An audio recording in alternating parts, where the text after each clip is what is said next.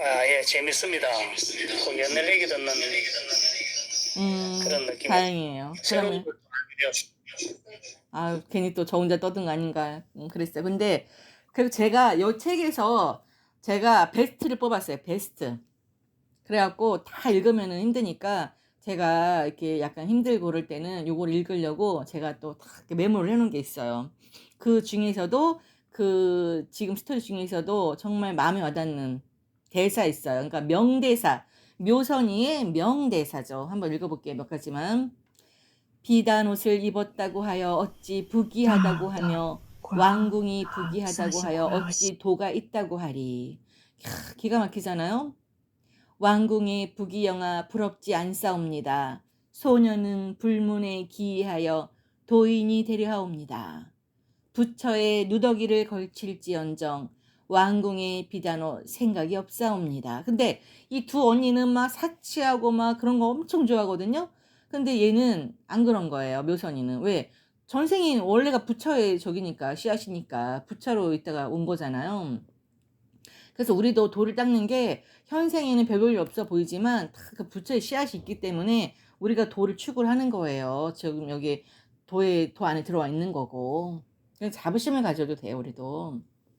그러면서 이렇게 또 돌을 배우는 것은 마음을 닦자는 것인데 어찌 기천을 가리고 불편을 따지겠습니까? 죽을 먹어도 마음이 깨끗하고 적막하고 쓸쓸해도 마음이 고요하지요. 고경에 이르기를 애착이 있으면 번뇌가 일어나고 애착이 닿으면 번뇌가 소멸한다고 했습니다. 세상 사람들 저마다 삶에 애착을 가지고 있으니 어찌 한탄하지 않겠습니까?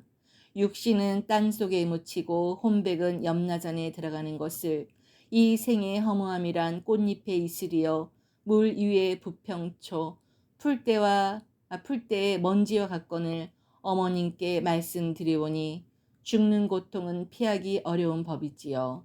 그러니 시기 놓치지 마시고 하루라도 빨리 앞길을 분별하소서.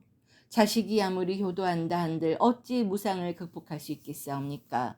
한 몸 던져 수행하면 필연코 불가를 얻고 보리를 이루리니 소녀는 왕궁으로 돌아가 부마 맞기를 원치 않사옵니다. 그러니까 결혼 안 한다 이거죠. 돛 닦겠다 이거죠. 삶이 있으면 죽음이 있기 마련인데 두려울 게 뭐예요. 세상 사람들은 살기를 원하지만 나는 죽기를 원해요. 바닷물이 마르고 태산이 허물어진다 해도 도심은 버리지 못할 것이요. 지금이 바로 도를 위하여 한 몸을 버릴 때인데 어찌 삶의 애착을 가지고 공포에 질려 있으리.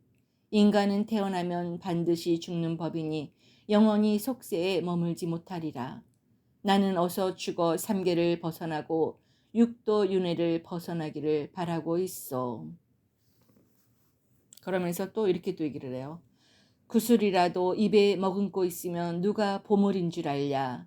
종과 복을 누각에 달아놓고 치지 않으면 소리가 나지 않는 것과 같은 이치니라. 헛개비 같은 이 한 몸 껍데기는 단단치 못해도 진성은 깨지지 않나이다. 순금은 불을 무서워하지 않나이다. 보석 또한 바다에 들어가도 짠 바닷물에 결코 절지 않는 법이옵니다. 참 이게 명언 중에 명언이 보석이 바다에 들어가도 그 짠 바닷물에 결코 절지 않는다는 거죠. 우리 다른 거는 뭐 오이니 뭐 넣어 놓으면 바로 막 짜 갖고 못 먹잖아요. 근데 보석은 바다에 들어가도 짠 바닷물에 결코 절지 않는 법이다. 그러니까 이 돌을 닦는 마음을 보석에 비유를 하는 거예요. 그러니까 짠 바닷물에 결코 절지 않는다. 그러니까 그만큼 돌을 추구하고 닦는 그 마음이 그 정도로 이제 중요하다는 거죠. 그러면서 이렇게 얘기를 해요. 첫날을 산다 하여도 하루 동안 돛 닦는 것만 못하나이다. 돌을 닦지 않으면 망상 번뇌에 시달리기 쉽거늘 이 이치를 깨달았으면 쉬지 않고 정진하소서. 그리하여 위로는 부처님을 받들고 아래로는 중생을 제도하소서. 이렇게 한다면 진정 열애를 위해 법공양을 하였다고 말할 수 있을 것이 왜이다. 그러면서 이제 아주 뭐 기가 막힌 말씀들을 많이 하죠. 그러고 이렇게 얘기를 해요. 도에 대해서. 도란 언어로 표현할 수 없는 것인 바. 언어로 표현된 도는 그것의 근본이 아니며 도를 깨치면 언어를 잃게 되는 법이다.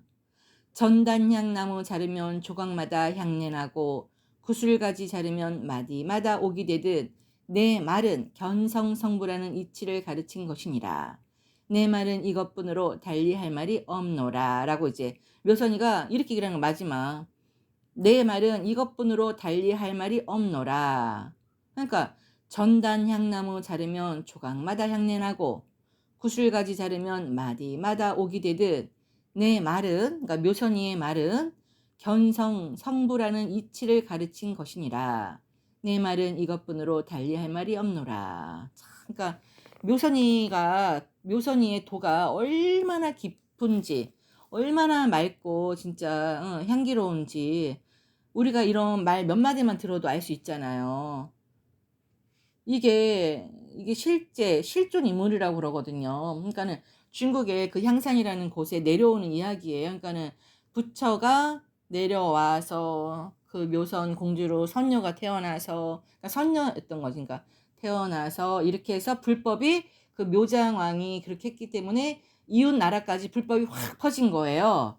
아버지가 그 이제 그래서 확 퍼지면서 불법이 이렇게 꽃을 피우게 되는 거죠.